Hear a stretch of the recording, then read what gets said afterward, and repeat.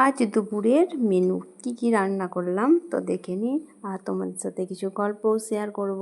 চলো, ঘুম থেকে উঠে পড়েছিলাম সকাল সকাল, একটু ঘুরতে ওঠার পরে দেখছি মাছ ধরেছে। যেহেতু আমাদের নদীতে এখানে এখন বন্যা এসেছে, তাই নদীর জলেতে জাল রেখে মাছ ধরেছে। দেখো, দুটো চিংড়ি মাছ পড়েছে, একটা বাটা মাছ পড়েছে, আর একটা কী মাছ আমি নাম জানি না, তার সাথে কতগুলো শামুক গুগলি পড়েছিল।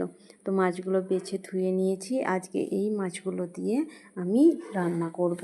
কি রান্না করব না, এই মাছগুলো দিয়ে বেগুন দিয়ে আমি ঝাল করব। তো কার কার পছন্দ এই রকম বেগুন দিয়ে মাছ দিয়ে ঝাল, অবশ্যই কমেন্ট করে জানাবে।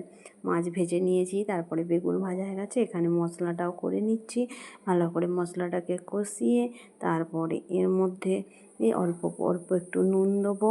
নুন দিয়ে জল দিয়ে তারপরের মধ্যে মাছ এবং বেগুনগুলো দিয়ে দেবো। তারপরে একটু কাই হয়ে গেলে একে নামিয়ে নেব। আর দুপুরে আজকে আর রান্না করেছি শাক ভাজা আর মাছের ঝাল, আর এখানে করেছিলাম কচু দিয়ে পুঁই শাক দিয়ে, আর ভাত কচু দিয়ে চিংড়ি মাছ দিয়ে রান্না করেছিলাম। তো কার কার পছন্দ আর